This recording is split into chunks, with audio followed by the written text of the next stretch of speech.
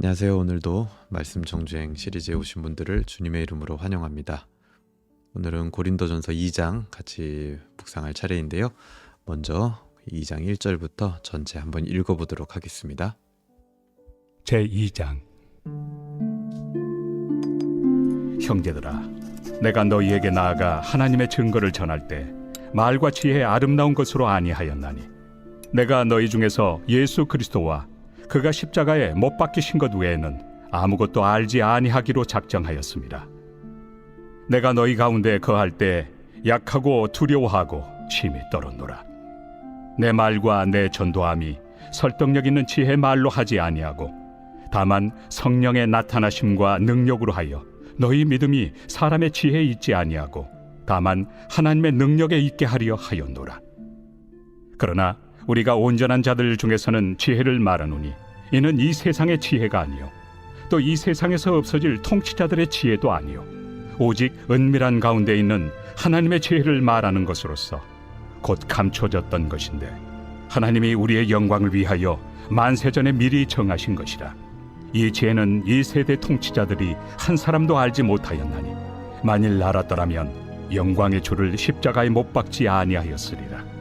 기록된 바, 하나님이 자기를 사랑하는 자들을 위하여 예비하신 모든 것은 눈으로 보지 못하고 귀로 듣지 못하고 사람의 마음으로 생각하지도 못하였다 함과 같으리라.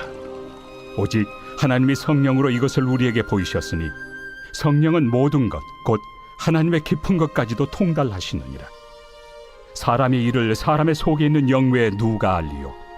이와 같이 하나님의 일도 하나님의 영 외에는 아무도 알지 못하느니라. 우리가 세상의 영을 받지 아니하고 오직 하나님으로부터 온 영을 받았으니, 이는 우리로 하여금 하나님께서 우리에게 은혜로 주신 것들을 알게 하려 하심이라.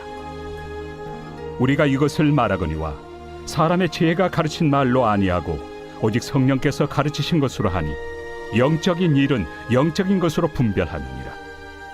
육에 속한 사람은 하나님의 성령의 일들을 받지 아니하나니, 이는 그것들이 그에게는 어리석게 보이며 또 그는 그것들을 알 수도 없나니, 그러한 일은 영적으로 분별되기 때문이라. 신령한 자는 모든 것을 판단하나 자기는 아무에게도 판단을 받지 아니하느니라. 누가 주의 마음을 알아서 주를 가르치겠느냐? 그러나 우리가 그리스도의 마음을 가졌느니라.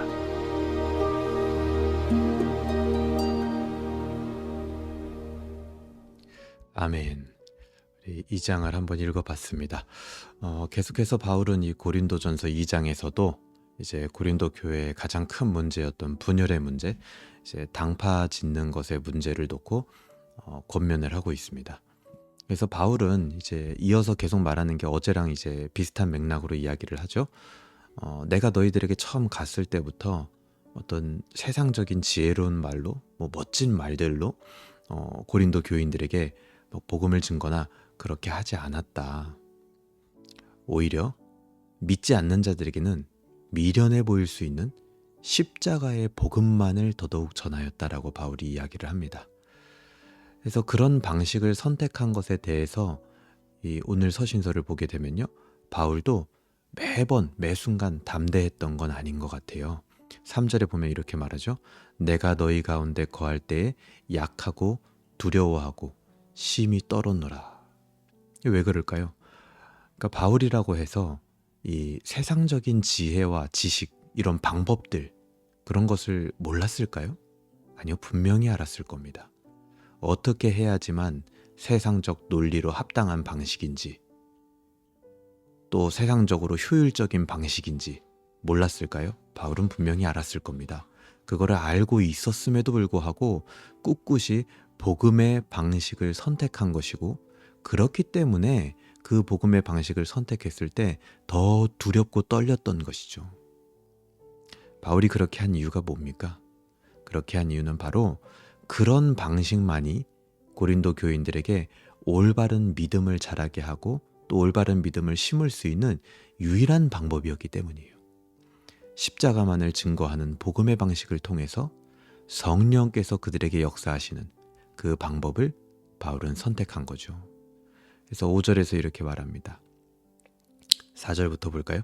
내 말과 내 전도함이 설득력 있는 지혜의 말로 하지 아니하고 다만 성령의 나타나심과 능력으로 하여 너희 믿음이 사람의 지혜에 있지 아니하고 다만 하나님의 능력에 있게 하려 하였노라. 온전한 믿음을 그들에게 심기 위해서 바울은 때로는 이렇게 두렵고 떨리는 복음의 방식만을, 십자가를 증거하는 방식만을 선택한 겁니다.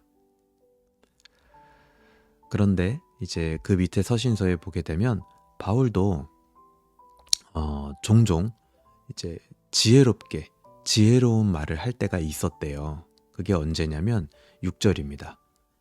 우리가 온전한 자들 중에서는 지혜를 말하노니 이렇게 말해요. 여기서 말하는 온전한 자들은 누굽니까? 성숙한 하나님의 지혜를 아는 사람들, 그들에게는 우리도 지혜를 말했다.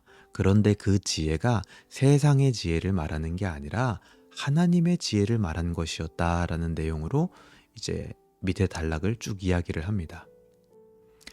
그러니까 그 하나님의 지혜를 알게 된 사람들, 그 성숙한 사람들, 온전한 사람들, 이런 사람들이 하나님의 지혜였던 십자가의 복음을 알게 된 것도 무엇 때문에 알게 된 거죠? 10절에 말합니다. 오직 하나님이 성령으로 이것을 우리에게 보이셨으니 성령은 모든 것, 곧 하나님의 깊은 것까지도 통달하시느니라. 그러니까 성령의 은혜로 말미암아 이 온전한 자들도, 그리고 또 하나님의 지혜를 지금 이야기할 수 있는 사람들도 하나님의 지혜를 알게 됐다라는 거죠. 그래서 하나님의 영은 하나님의 깊은 지혜와 인간의 영혼 사이에 있었던 깊은 틈을 연결해서 도저히 다른 방법으로는 이해할 길이 없는 이 십자가의 메시지를 인간으로 하여금 이해할 수 있게 도와준다라는 겁니다. 그런데 그 반면에 또 다른 사람들이 오늘 이제 두 번째 단락에서 등장하는데 어떤 사람들이냐? 6절에 보면 이 세상에서 없어질 통치자들이라는 사람들이 등장을 해요. 그들도 지혜가 있었다라고 합니다. 그러니까 이 세상을 다스릴 정도의 통치자들이니까 당연히 지혜가 있었겠죠. 그런데 그 지혜롭다 하는 세상의 통치자들도요, 하나님의 지혜는 알 수 없었습니다. 그리고 바울은 뭐라고 말합니까?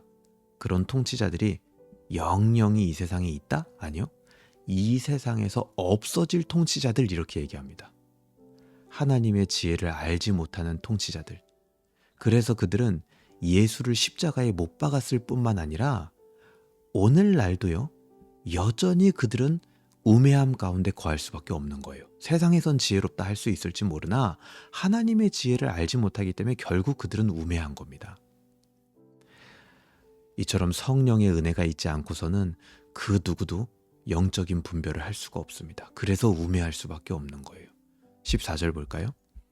육에 속한 사람은 하나님의 성령의 일들을 받지 아니하나니 이는 그것들이 그에게는 어리석게 보이며 또 그는 그것들을 알 수도 없나니 그러한 일은 영적으로 분별되기 때문이라.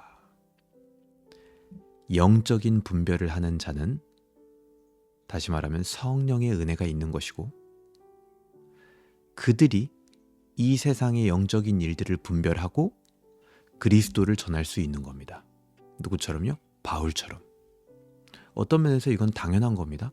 성령의 은혜가 있기 때문에 하나님의 지혜를 깨닫게 됐고 영적인 것을 분별하게 되니까 당연히 그들에게서는 나와지는 행동도 다를 수밖에 없는 게 정해진 수순이라는 거죠.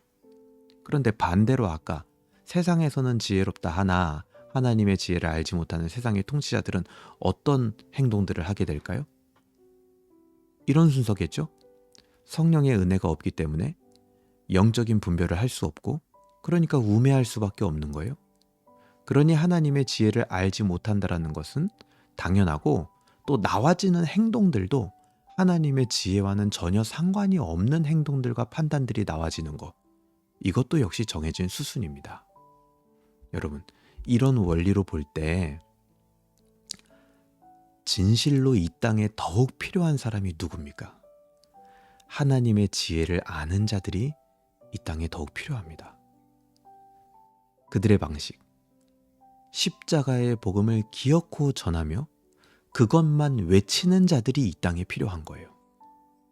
바울은요, 이렇게 계속 권면하면서 어떻습니까? 오늘 우리도 이 2장을 보면서요. 어느새 우리의 시선이 완전히 그 하나님의 지혜와 십자가 그리고 그 복음을 전하는 것 이쪽으로 완전히 시선이 전환되게 만들어버립니다. 그러니까 1장에서 나왔던 고린도 교회의 문제, 세상의 통치자들이나 했던 그런 당파 짓고 비방하고 당파 간의 유익과 당파 간의 올바름에 목매는 방식, 그런 문제가 고린도 교회에 있었잖아요. 그거는요 어느새 바울의 논지에서 사라져 버렸습니다. 왜요? 논할 가치가 없는 것들이기 때문이에요.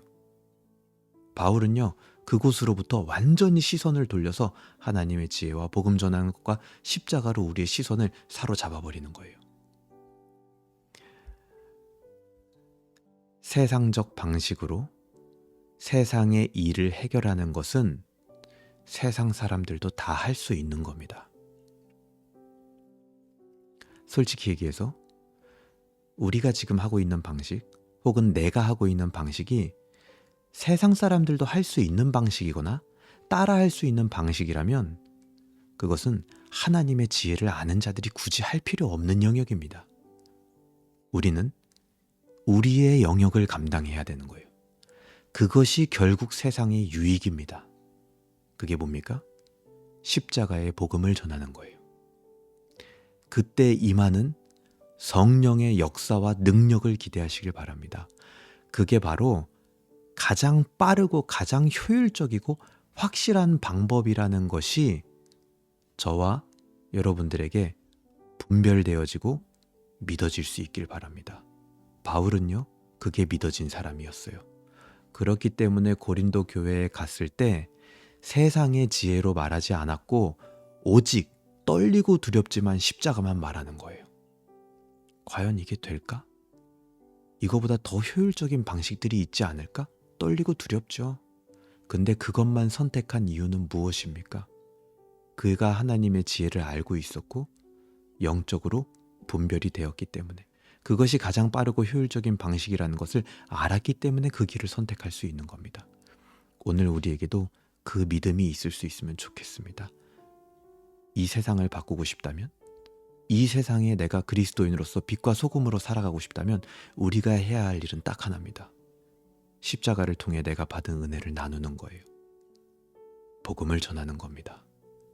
내 안에 더더욱 신앙의 부흥이 일어나도록 기도하는 거예요. 그게 가장 확실한 방식인 줄로 믿습니다. 그래서 오늘 이 아침에 기도할 때에는 하나님, 우리가 활동하고 거해야 하고 내가 취해야 되는 방식이 무엇인지 깨닫는 하루, 또 그것을 실천하고 적용하는 하루가 되게 하여 주시옵소서. 오늘 기도하고 하루를 시작할 수 있으면 좋겠습니다. 기도하겠습니다. 하나님 아버지, 감사합니다.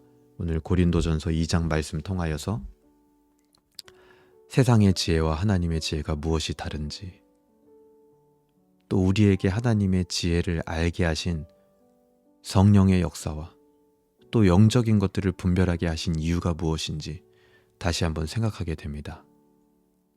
우리가 취하고 있는 모든 방식들이 세상 사람들도 할 수 있는 방식이라면 당장 그곳에서 떠나 우리는 때로는 미련해 보이지만 십자가와 그 복음을 증거하는 그 방식을 선택하는 사람들 되게 하여 주시옵소서.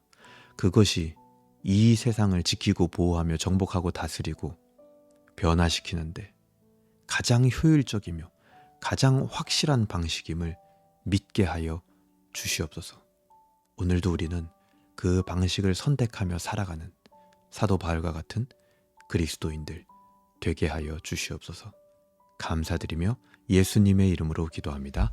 아멘. 네, 오늘도 같이 함께 묵상할 수 있어서 너무나 감사했고요. 오늘은 금요일입니다.